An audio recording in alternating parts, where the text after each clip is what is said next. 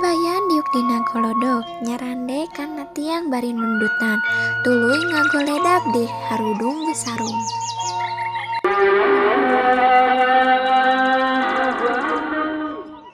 Aya imah sisi lembur mencil pisan ku simpe hatep eurih bilik awi butut pisan teu anggreng nu bogana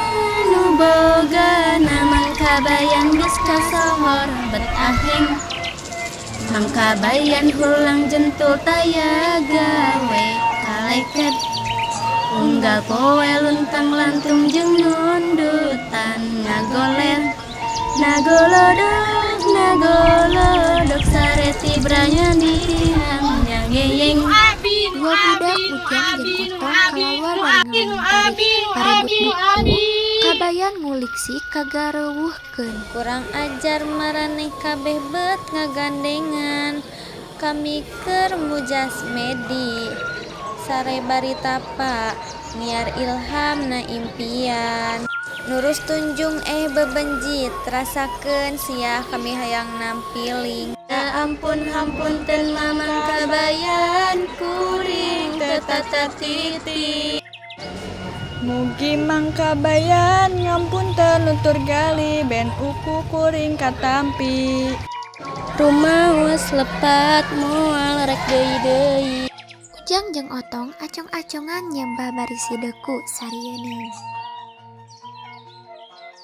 Heku kami maraneh dibere ampun ulah rek bindoan deui talajak batak bari bin batan uling mending ngapalkeun di imah daktos pisan sing kuring teh tambuh laku hoyong masakola nyiar ilmu ukur ngimpi kuring miskin waragana awis pisan Eleh kutan maraneh teh kitu mun hayang sakola isukan ka dieu deui ulah poho bari mawa kadaharan Ujang jeung otong curing hak silih pelong bunga. Terus mangkabayan, soel mangkabayan. Ore, uing dek sakola, uing dek sakola. Ujang jeung otong datang kaburuan imah kabayan bari nangkep babawaan. Tuluy sarila hareupeun golodog, kabayan bukakeun pantau bari helai jeung gigisrik. Tuluy diukna nagolodog nundutan deui. Mangkabayan sampurasun kuring ujang dongkap deui. kuring ge otong numpangana nganjang di kamari kuring teh hayang sakola nyiar ilmu jeung pangarti keheula kami lulungu dagoan sakedeung deui eta naon nu dibawa Nu kuring mah hui jeung tales. di kuring mah cau muli jeung ambon Kabayan curing hak jangkat bari ngarongkong cau tuluy di dahar.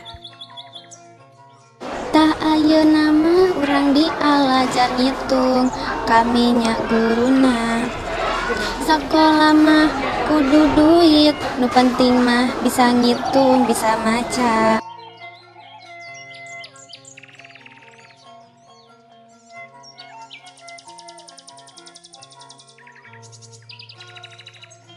tales 2 ditambah cau 3 jadi sabaraha Jadi 4 punjul hiji mareneh nama nyaeta disebut 5. anu 5 diteundeun 3 na saku pek itung sesana tinggal 2 uker kuring anu hiji rek dibikeun ka si ujang